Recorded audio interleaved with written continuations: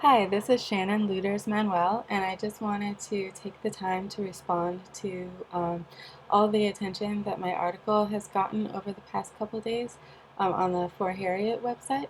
So, first and foremost, I just want to say that I'm really honored to have gotten so much positive feedback from people in the mixed race community. It just really shows me how important it is for us to have our own voice, even when that voice may seem controversial. So I just wanted to take the time and thank you for those positive responses because it really helps me know that what I'm doing is important. And I also just want to address the comments regarding identity and this duality um, about how mixed race people should identify. So it's really hard for mixed race people to, well, it's impossible for mixed race people to identify in a way that makes everyone happy because it is just this real liminal space between two worlds.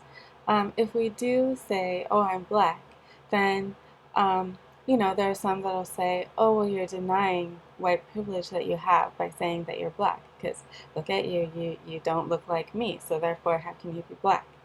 And then there, on the other camp, if you say that you're mixed, a lot of people take that as an insult because you're denying.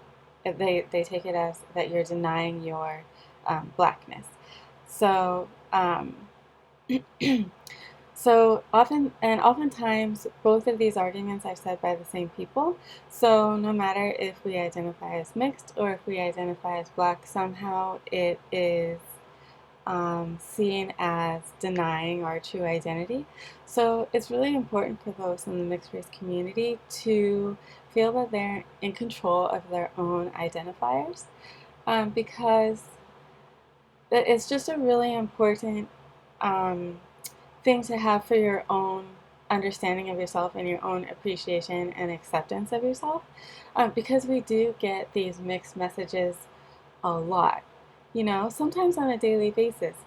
In sixth grade, I had two black boys, big black eighth grade boys, who teased me every day for being white in like a really volatile way. And then that same year, I had a white best friend, and her parents wouldn't allow her to see me anymore because I was black. So when you're mixed race, you're often really in the middle of this real struggle that's going on in the country for people to feel like they can get past this division of the races. Um, and also, I just wanted to make one comment about, I did see one comment on the For Harriet page that was saying, it seemed to imply that I somehow may think that I'm white. I never think that.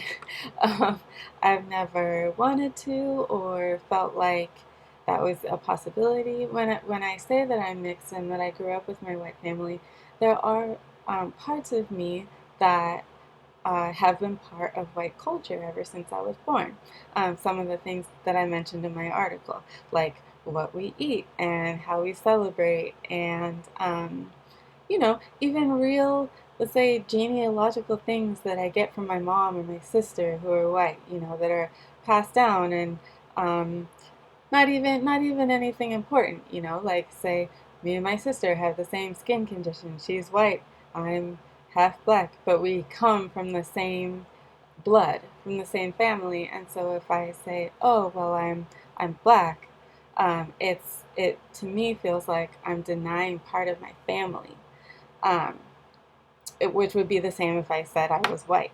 I would obviously be denying part of my family as well. So that's why I personally feel the most comfortable um, identifying as mixed race.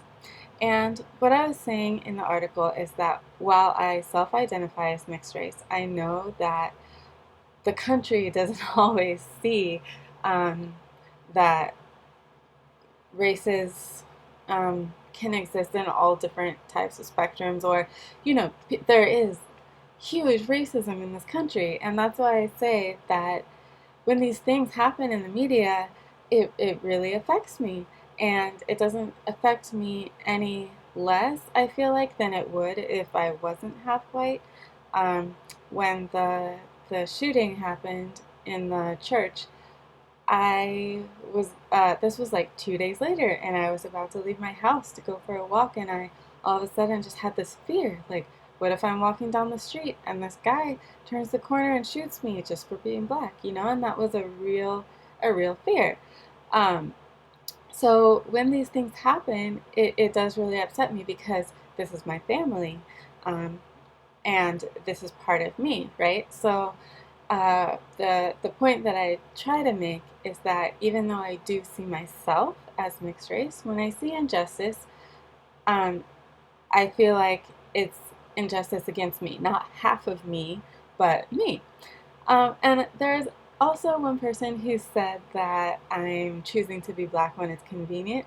Definitely not, because it's not convenient to identify as black when you're talking about racism and police brutality, and people being killed, right? That's not a convenient thing. What I'm saying is that there are people who wrongly abuse people based on race. And I know that I am not, um, uh, I'm a target as well. That's what I'm saying in those instances. Um, and I wouldn't want it to be any different because I wouldn't want someone to disregard or to say that I am not my family, right? So, my father's black, I have black relatives. So when I see those things happen, it's happening to my family. Um, so also, I just wanted to say that when I posted the article, I knew that the race debate would continue about how we should identify because it is a real thing. And it is really hard for people to understand, which I totally get. Um, so luckily, I have this really awesome support system of mixed race friends, and they warned me some about how heated the comments were getting, and they were really frustrated because they feel the same way I do about so many things. So I actually decided not to read comments because, one, because I just didn't want to get dragged into the debate, because it seems futile, because there are just these disparate camps, and this argument is going to go back and forth and never really get resolved. And then I also steered clear of them because I don't really feel like the argument is about me personally.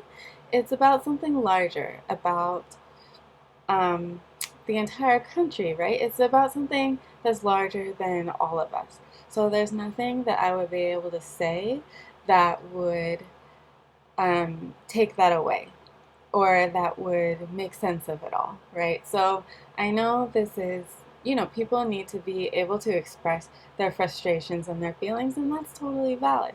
And I expressed my feelings in the article, and then people can respond how they wish, and I definitely respect that. So, also, I wanted to say that, let's see. So, for those of you out there who are biracial, I think it's just really important to own your own identity, and you have to decide what that is for yourself. I have a mixed race friend, half black, half white, who does fully identify as black, and she gets upset if anyone feels otherwise about themselves, a mixed race person about themselves. And obviously we know Halle Berry, who is half black, had a daughter who is 1/4 black, and she has said that she sees her daughter as black, not as mixed. And so, it is really up to you to decide how you want to identify. No one has the right to tell you how you should identify. And no one knows your story like you. Everyone has their own story. And so, people can make judgments without really knowing who you are. So you have to just really be true to who you are. And I would encourage anyone out there who is mixed race who doesn't feel like they have a support system. The internet has really helped mixed race people come together in a huge way. I have witnessed over the past, 10, 15 years, just this community emerging online. And so I really encourage anyone who does feel alone or who wants to connect to other mixed race people, go online, look for communities. They're out there. There are so many books now that you can read. Um, so many, even not just mixed race groups, but mixed race groups that are talking about particular things, right? So we're definitely in this era now where we're not alone, and that's just such an amazing thing. And that's why I am so happy that the article received so much attention and had so many shares, and it just shows me how many of us are out there, right? And how many of us feel the same things and may question our feelings because we don't know if they're valid or not. So it's an amazing feeling and experience to have someone else who has a similar situation to you to feel and experience the same things that you do.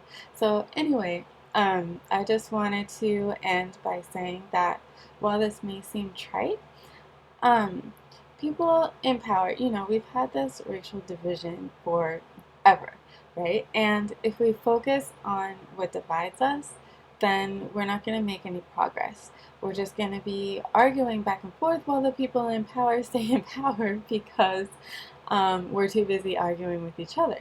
So I would really encourage anyone who does have a really heated feeling about my article or about my stance or anything like that, just remember that, like I say in my article, we're in the trenches together. So if we fight with each other, that's not doing anyone any good, because the only way that we can make change is to really come together in understanding. So thank you for listening.